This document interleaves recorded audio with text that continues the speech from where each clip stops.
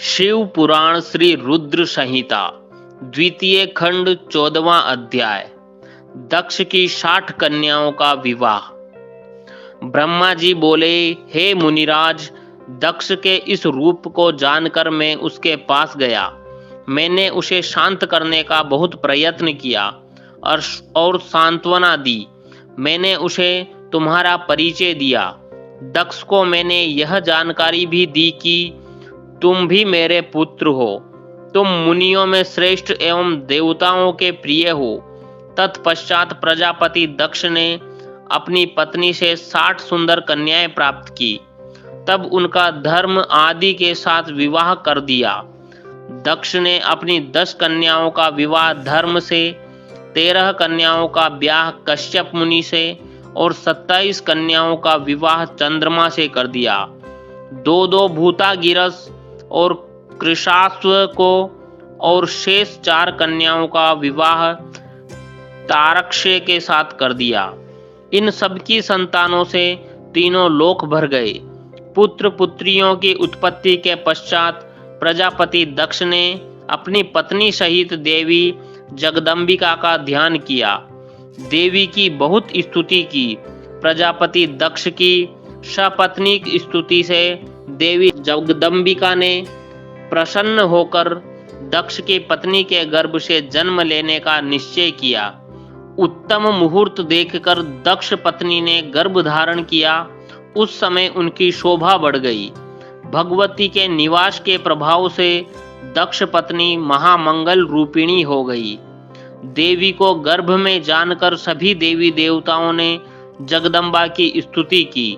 9 महीने बीत जाने पर शुभ मुहूर्त में देवी भगवती का जन्म हुआ। उनका मुख दिव्य आभा से सुशोभित था। उनके जन्म के समय आकाश से फूलों की वर्षा होने लगी और मेघ जल बरसाने लगे। देवता आकाश में खड़े मांगलिक ध्वनि करने लगे। यज्ञ की बुझी हुई अग्नि पुनः जलने लगी। साक्षात जगदम्बा को प्रकट हुए देखकर दक्ष ने भक्ति भाव से उनकी स्तुति की। स्तुति सुनकर देवी प्रसन्न होकर बोली, हे प्रजापते, तुम्हारी तपस्या से प्रसन्न होकर मैंने तुम्हारे घर में पुत्री के रूप में जन्म लेने का जो वर दिया था वह आज पूर्ण हो गया है। यह कहकर उन्होंने पुनः शिशु रूप धारण कर लिया तथा रोने लगी। उनका रोना सुनकर दासियां उन्हें चुप कराने हेतु वहां एकत्र हो गई। जन्मोत्सव में गीत और अनेक वाद्य यंत्र बजने लगे। दक्ष ने वैदिक रीति से अनुष्ठान किया और ब्राह्मणों को दान दिया। उन्होंने अपनी पुत्री का नाम उमा रखा। देवी उमा का पालन बहुत अच्छे तरीके से किया जा रहा था। वह बालकपन में बहुत सी लीलाएं करती थी।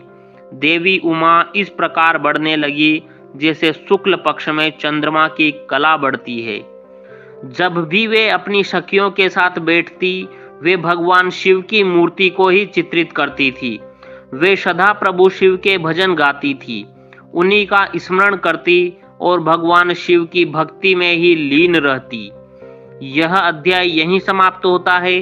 अगला अध्याय सुनने के लिए चैनल पर बने रहें।